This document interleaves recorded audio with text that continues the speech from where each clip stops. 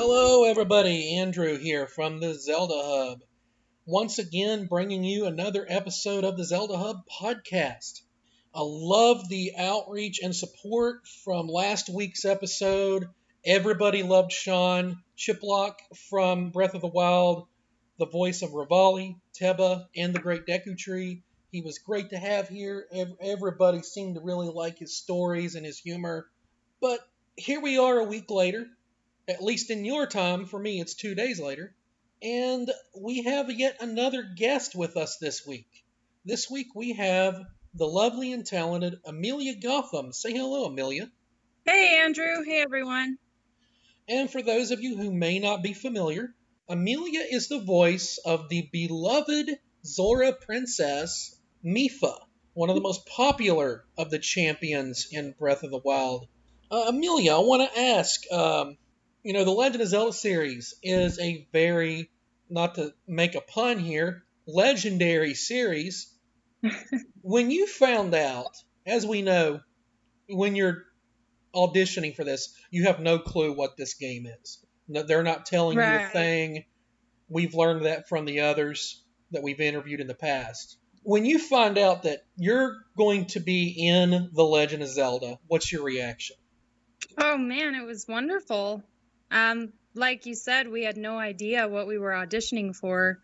They changed the names, too, of the characters, so we didn't know what was going on. I actually auditioned for Zelda first, and it got between me and Patricia, and they just thought, it was better for Patricia to play Zelda and me, Mipha. So, but yeah, it was amazing to find that out. It's a legendary, like you said, series, so we were very excited.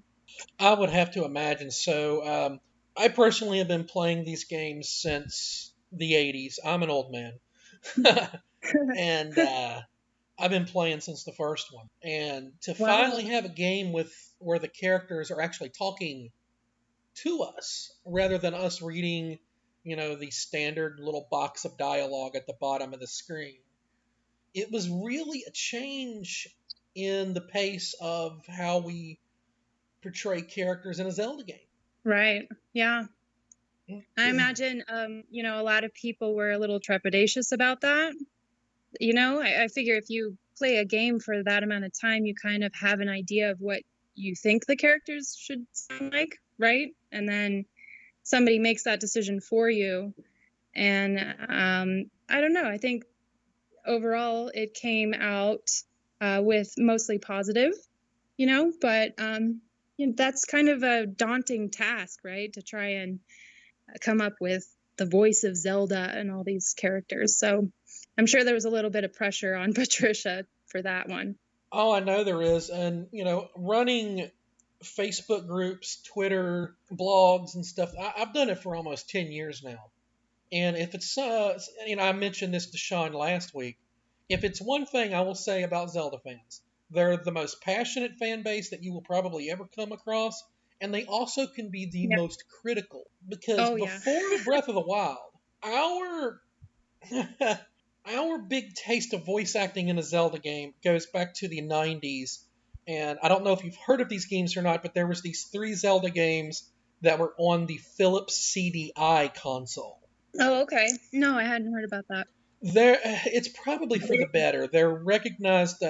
They're not officially licensed Nintendo games. They're like Nintendo took a chance and let a third party develop some Zelda games for this revolutionary new CD-based console, and this was like before PlayStation and other Xbox and everything else that started using discs, and it had really, really bad voice acting, and I'm talking like bad where they probably were hiring people working in the building. Oh, okay. You've probably seen the memes over the years of, geez, I could eat an Octorok, and Link really poorly drawn. That's the CDI games, and that was our taste of Zelda voice acting. And for years, it was just a meme to everybody. Yeah. Well, hopefully we did better this time around. I would definitely say so. I want to talk about the character you portrayed, Mipha.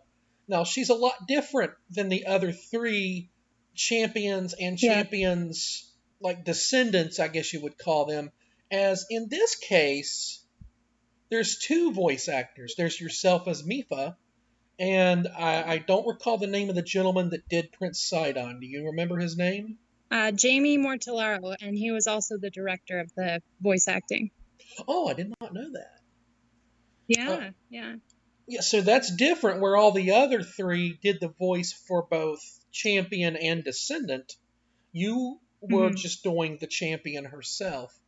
Now, when you're going into the character, what kind of thought process do you have on the kind of personality you were trying to portray? Well, my audition was actually a lot different than what Mipha came out to be in the end. But that's a lot of working with the director and talking about the character and how Nintendo viewed her. Right. When it was recorded in Japanese, the character is already created. So,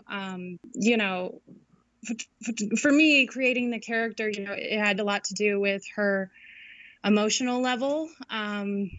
Mipha was just a joy to like get into and break down what makes her Mipha. I really loved her simultaneous strength and softness at the same time. She's a princess, so she's still very refined and soft spoken, but she's also able to kick some ass when she needs to. So I loved playing along with that. One of the things that I thought was really cool is like, okay, in the proper, like the normal game, you see Mipha as this really sweet, definitely in love. She's got her little crush on Link. And of course, the Mm-hmm. fans just love to ship the two. I'm guilty of it myself. She's absolutely adorable. But several months later, here comes the DLC and we find out Mm-hmm. we're going to get to see more of these characters, and we get to see a completely different side of Mipha. Here, yeah, she's still this sweet little Zora princess, but we also see that she's also big sister. Yeah, yeah. I loved that scene in the DLC where she jumps off the waterfall and does that like little spin in the air and then teaches Sidon how to swim up the waterfall. It's like she's the reason why Sidon is who he is when he grows up.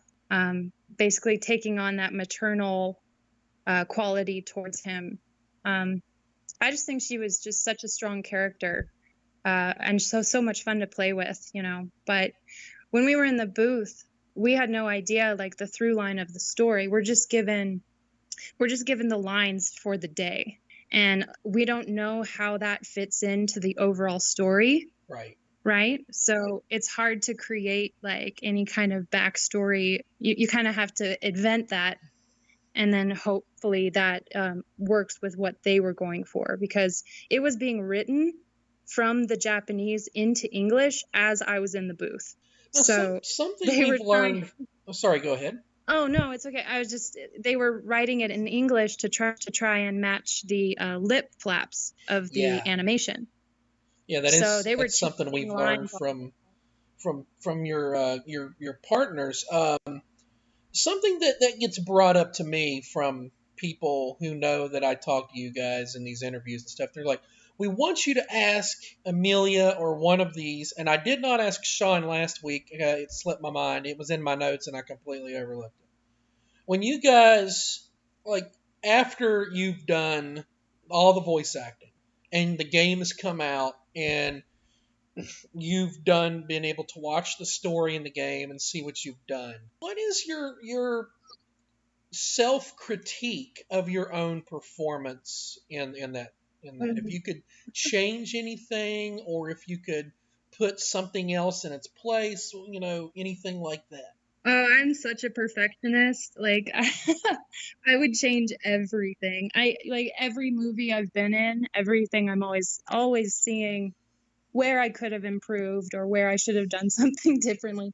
It's something I'm working on, trying to Yeah. be better at, but um you know, I was happy with the performance. At the end of the day, it's what Nintendo liked. Right. And if they okayed it, that means that that's what they wanted.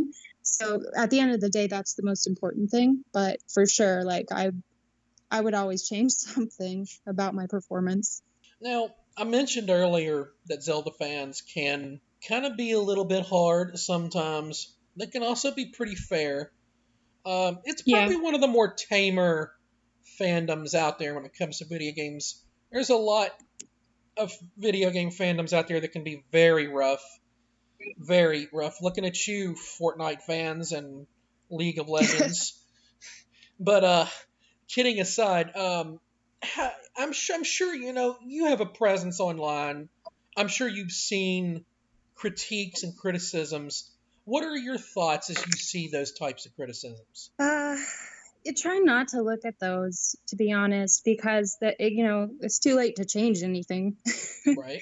um, you know, it's really how you feel about yourself at the end of the day. And I was really proud of what I did with that character. And, you know, I mean, I guess with Mipha, she's not my normal speaking voice either. I was like literally right on top of the mic, speaking as softly as I possibly could.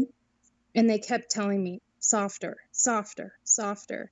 And, you know, I was like, wow, I can't even, I don't think I could go any softer than this and still be able to, you know, make out the words that are on the page. But, Right. so it was difficult for me to do that. But I think that she came out exactly the way that they wanted her to. So at the end of the day, I mean, if Nintendo's happy, that's all that matters. And let's talk about Nintendo for a minute. Now, Nintendo, they're not your run of the mill company. They're Yeah. very, what shall we say, different. They're almost like Disney in the fact that they're very, very secretive about literally everything. They don't like for spoilers to get out. They Mm-hmm. at times have even delayed games because of spoilers, just to throw the bait, so to speak. So Right. in the months coming out, there's so much hype behind this game, rumors everywhere. So they drop the bomb on everybody that there's going to be voice acting in this game. When you hear that news, how do you feel about that? Well, I mean, I already knew that. You You mean, did okay, know at the well, time that here's they the thing released about that that. info. Yes. Oh, Yes. okay. Yeah. But okay, here's why Nintendo is so secretive. Um, so it's not like a movie. When a movie is released, it has so many opportunities for press. But a video game has really one shot. One shot. So they want to make sure that it's done in a way that's going to present the game as best as possible because they only get one. So that's probably why they are so serious about, making sure nothing gets out. We were all under very heavy NDAs. We weren't allowed to talk about the project or anything like that. So, but it makes sense to me, because they want a really good launch. Now, if I'm not correct, you can definitely correct me if I'm wrong on this. Even when it comes to the voice of the characters, like let's say you're at ExpoCon or you're at MagFest or one of these cons, and a fan walks up to your table to ask for an autograph, and they ask you, "Hey, can you do the voice of Mipha?" You're not allowed to do that, are you? Sure, why not? Are you allowed? See, I always thought the NDA restricted that because they considered it intellectual property, and you wouldn't be allowed to do that like publicly. Huh. I mean, that's the first I'm hearing of it. I could be wrong. I've I could, I hear a lot of things. I've recorded a few like happy birthdays in Mipha, in Mipha's voice, or little things for fans like that. And I hope I didn't do anything against the NDA, but That's that's actually the really first time hearing adorable. of that. Speaking of adorable, on a level of 1 to 10, how adorable is baby Sidon? Oh my gosh, 11. When he's just want to pinch his little cheeks. Yeah, when he smiles, he's all cheesing. So cute. He's got the little sharp teeth. I 100% of this game myself. I lost track of how many hours. I'd have to turn my. I have it on both the Wii U and Switch, and I've 100% it twice, once on each console, because I'm a nerd. Um, how much of it have you completed? 0. Zero? Have you not played through it? I have not. I don't even own a video game console or anything. Oh, we got to get you a I play like Switch. I play Gardenscapes on my phone, but I don't I don't play any video games. Have you So played? You've never played any of the older Zeldas or anything like that? no, I grew up with a Sega Genesis and I played Sonic the Hedgehog, and Oh, that we got is a the Sonic extent of girl. that was the only game I played Hey, growing up. Sonic's great. Have you seen the movie? No, I haven't seen it yet. Highly recommend But it. It's yeah, hilarious. oh, awesome. I'll check it out for sure. Yeah, Um, I was always more like a sports girl, into like sports and outdoor stuff. So what did you play? softball, I was a little volleyball, basketball. I was in dance, ballet, tap, jazz, and I did some track, and then I was state champion on my golf team. Oh, So I impressive. play a lot of golf. That's awesome. So Mhm. we got an athlete here. That's a very different line of work than we've interviewed with the other three, where a lot of them were they got acting backgrounds and which you do of course as well, and some of them are kind of like myself, background grew up with video games and watching movies and, Mhm. and stuff like that. It's kind of different to be able to talk to an athlete. I'm a sports fan. As a lot of people know, Nice. I'm a huge baseball fan. Oh, awesome. You got a favorite team? I don't watch baseball. It's pretty boring. I'd rather play. Fair enough.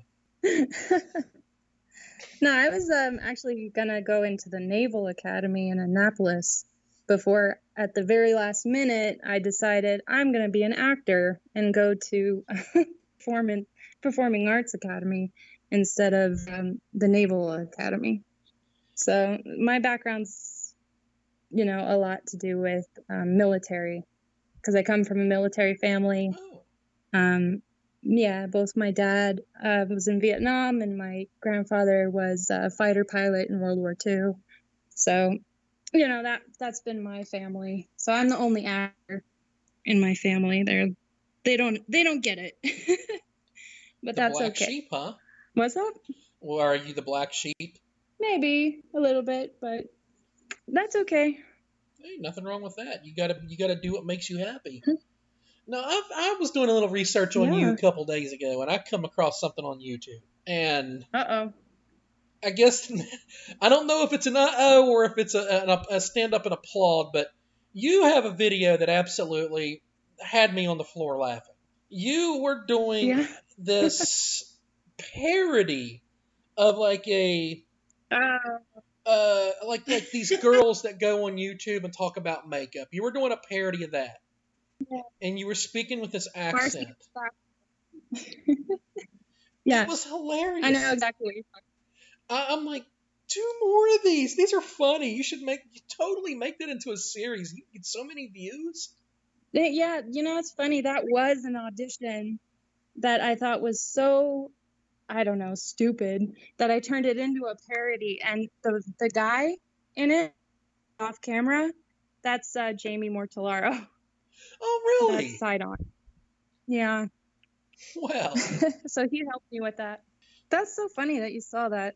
yeah. I thought it was I hilarious. just, People thought it I literally just typed in Amelia Gotham into YouTube and see if maybe you had some kind of stuff on YouTube and stuff that we could talk about on here. And that was the video that stuck out to me. And I'm like, okay, here she is in front of a camera talking. I thought at first, oh, she's going to talk about makeup.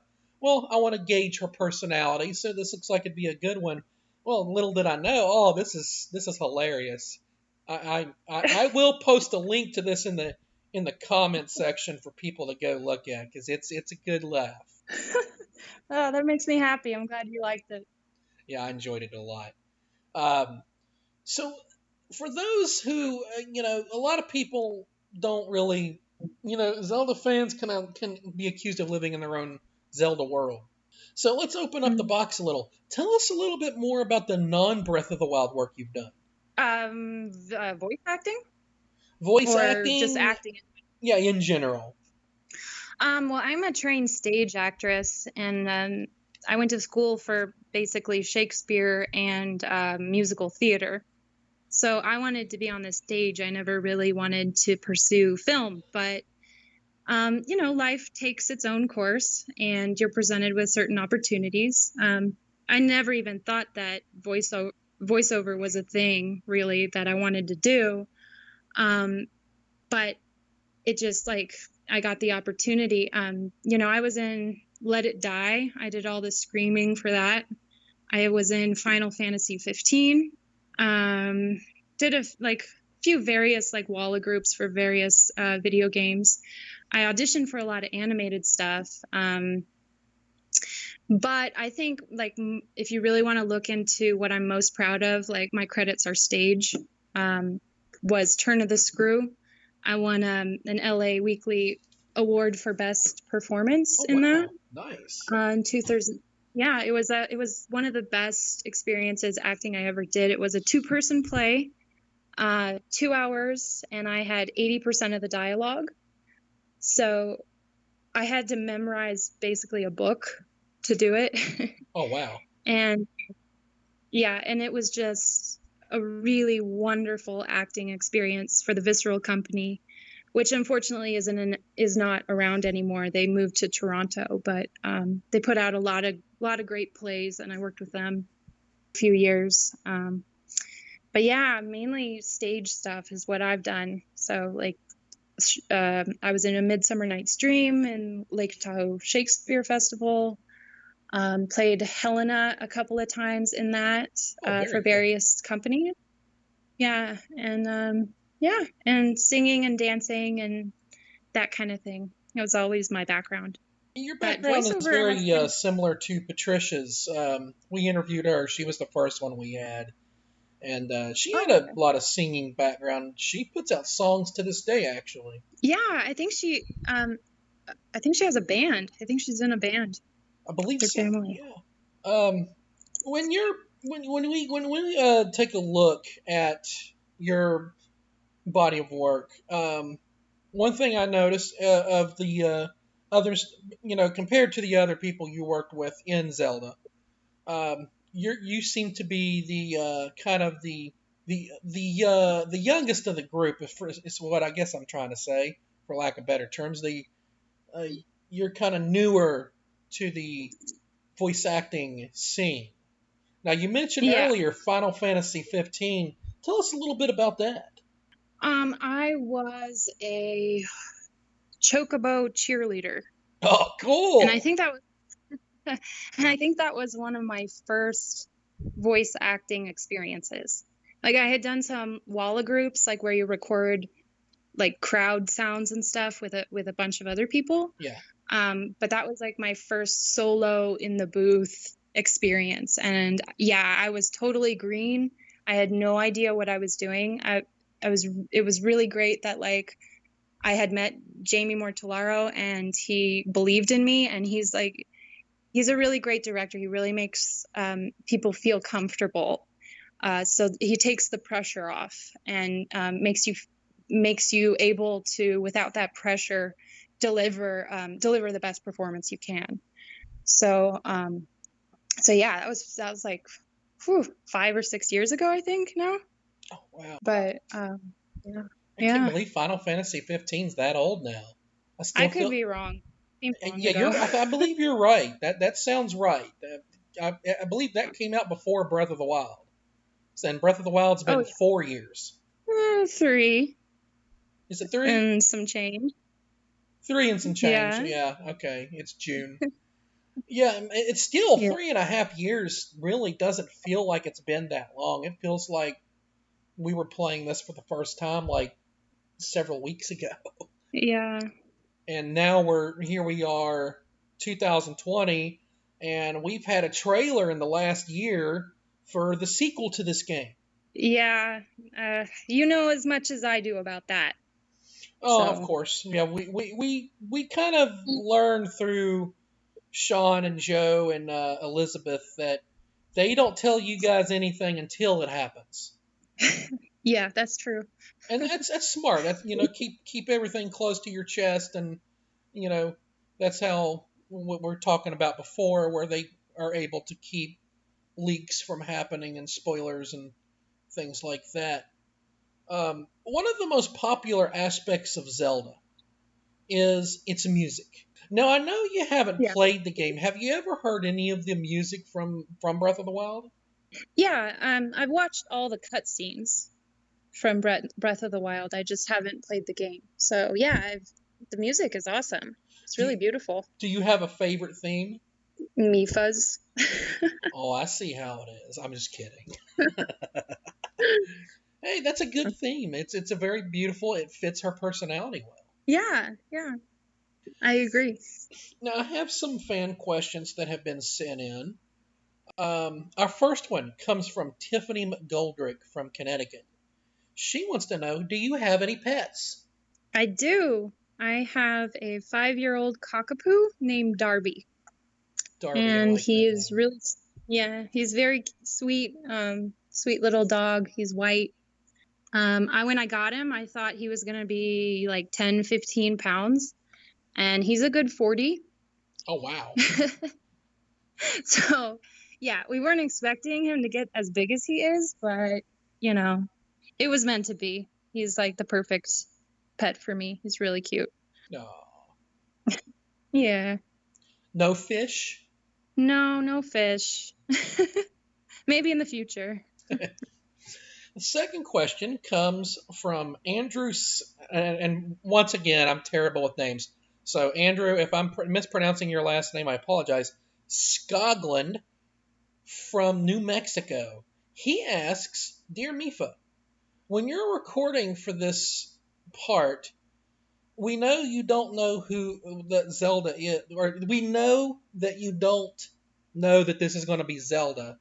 Did you have any guesses as to what game series you were recording for? No, I had no idea what it was. All we knew it was it that it was a fantasy game. So that was it. That was all the information that we had. And of course all of the names were changed as well. So Right. we had no idea what we were walking into. Sean, I think he's the only one who actually had a guess, and he was guessing it was Dragon Quest 11. Oh, Which well, would that Sean knows all about that stuff, so. Dragon Quest 11? That's another great game. If any of you have at home have never played, and you like Zelda type games, Dragon Quest 11 would be right up your alley. Um, Next question comes from Shannon H. From Parts Unknown. She asks, Dear Amelia, if you could voice anyone in the Zelda series besides Mipha, who would it be? Well, Zelda probably. Like I said, I was in the running for her for that role. And it got down to me and Patricia. So, yeah, it would have to be Zelda Okay, that's a good one. or the great, She's a very maybe the strong deck. character. Yeah. Okay, another question comes from Duck. That's all I'm given here is just Duck. He asks, when you are at conventions, like say Magfest or one of those type places, do you get a lot of people that? And I'm trying to put this in a nice way because I don't want to offend anyone. Have you ever had like the weird fanboy experience? Um, well, I have not been to a convention yet for Zelda. But I have talked to a lot of fans. And I have to say that every single person that I have connected with has been really normal and wonderful and maybe a little Zelda crazy at Oh yeah, times. that's all of But, us. you know, I just think Zelda fans are just such really wonderful people. So, no, I haven't had any really weird experiences, you know? Yeah, that's a good thing to hear because you hear so much negativity online from, and it's probably more from people who are like in, more well known, like say like a big actress or someone like maybe like, I'm trying to think of the girl that does Harley Quinn. What's her name? Her name's Tara, some Tara Strong.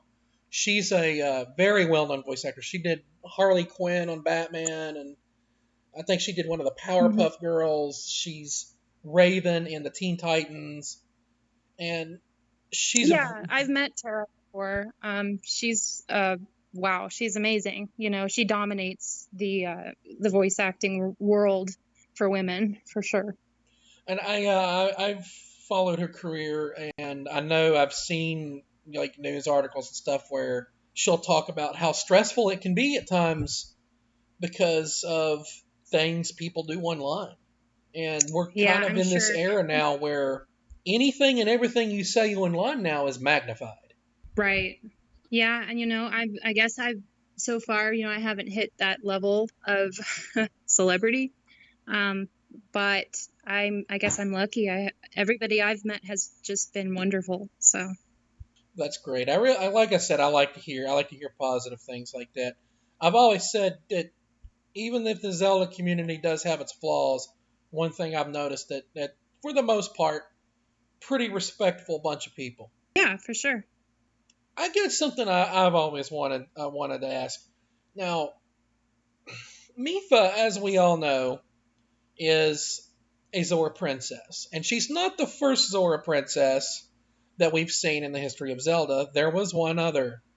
Her name was Princess Ruto, and she Mm. too had kind of sort of a thing for Link. In fact, in her own mind, she was engaged to him.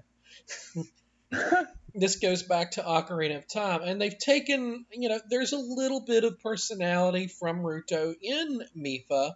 When you now that you can go back and look into this character, and you know that yes, she does love Link. Yes, she's ready to marry this man of her dreams. Do you feel like Link reciprocates that? Huh. Um, I think it's one of those old stories where, it's like a forbidden love. Hmm. So maybe he did. Maybe he did reciprocate it, but it just, there were more important things that he had to focus on than that. I would say yes, you know, but that's just my own opinion. Well, he does have, from what we can tell, the longest history with her than the other characters. He meets everybody else later on in life. He doesn't start developing a relationship with Zelda until he's appointed as her knight. Hmm. Then Daruk, he meets him as an adult. He meets Rivali, and I'm assuming they don't really go into Link and Urbosa's past as much, but I assume he doesn't meet Urbosa until he goes to the desert to find Zelda. But there is that Hmm. line that Mipha says, I've known you since a child. I'm paraphrasing, of course. And then we know, okay, they have a history. There's Hmm. something to build a relationship on with these two. So it kind of makes more sense than other than, oh, hey, let's do the Disney thing, and just these two characters are already in love from the first time they see each other. No, they have a rich past. Yeah, I think that makes a richer story, when their love is forbidden or, they can't indulge in that because of, what they have to accomplish, which is basically to save the world, you know? Yes, of course. All right, Amelia, uh, our fans, a lot of us in the Zelda group have gotten to know you through the Facebook group. A few weeks ago, Amelia was kind enough to send out autographs at a reasonable shipping and handling charge. I got one myself. In fact, it's literally sitting right in front of me. I'm going to get a frame for it. I have a Zelda room. I've posted in the group before. I'll post it again for anybody who hasn't seen it. It's pretty awesome, and it's definitely going to be hung in the Zelda room with care. Um, let everybody know in the chat, or well, the chat, like we're live. Let everybody know who's watching this on YouTube and at home. How can they interact with you? Well, the two sites that I'm on most are Twitter, which is Gotham Amelia. That's my Twitter handle. And then Instagram is A_Gotham Girl. So those are the two that I most frequently use. Facebook's more for my family, and like real close. But Twitter is definitely a place where I've been connecting most with Zelda people. So I would say those two. Okay, and I'll be sure to. I'll post your Instagram and Twitter in the comment section below, so above the comment section, so that everybody can throw you a follow. Do you have any projects coming up? Well, because of the times right now and everything that's going on, everything's kind of on hold right now. But I'm still practicing, trying to stay out there and keep my name out there. So we'll see, but everything's pretty uncertain right now. Well, personally, if I have any say so, I think you're an extremely talented person. I really enjoyed your performance in Breath of the Wild. She's my favorite character. Anybody who knows me personally knows how much I love Mipha. So having this interview with you has been a true honor. Oh, thank you, Andrew. It was really my pleasure, So thank you for asking me to be here. Oh, definitely. It's been fun. Once again, everybody, I will post her social media so that you guys can interact with her. She's also in the Legend of Zelda Facebook group. If you're not a member of that group, I'll also post a link to that. You can interact with myself and the other admins there in the group. We have some big projects coming up. Um, we're in the beginning stages of starting our own website. We're going to be starting live streams back up soon. There's two of us that do those. That's myself and Tiffany. She's actually the same person who asked you about your pet earlier. She's a streamer as well, and she's had some family things going on that's kept her from streaming, and of course, world events have also kept both of us. I was actually supposed to interview Sean Chiplock last month and was unable to because of everything that was going on. He's a great guy. He said a lot of nice things about you. He said he was really happy that you were getting involved with us, and he's a good guy. Mm-hmm. Joe Hernandez, we had him on. Joe is a wonderful guy. We're still friends to this day. Me and him talk about baseball and wrestling. That's awesome. And Elizabeth Maxwell, she absolutely classy lady, funny, yes. Charming, just like yourself. And Patricia, what can I say? Patricia even made a video for us, and we posted it up on the YouTube channel. And she is absolutely. I learned something amazing about her. You're going to flip when you hear this if you don't know it already. Get this: she can write in the Hylian language. Yeah, I did know that. She taught herself so she could sign autographs like that, which I think is really amazing. That is awesome to sit down and how much time and effort you put into that for your fans. That's something to be commended. All right, everybody, we come to the end of another Legend of Zelda podcast.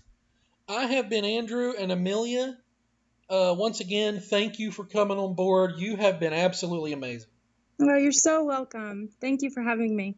And I would like to close with everybody in the world with things going on, COVID-19, and with the protests and the things that are going on. Everybody just stay safe.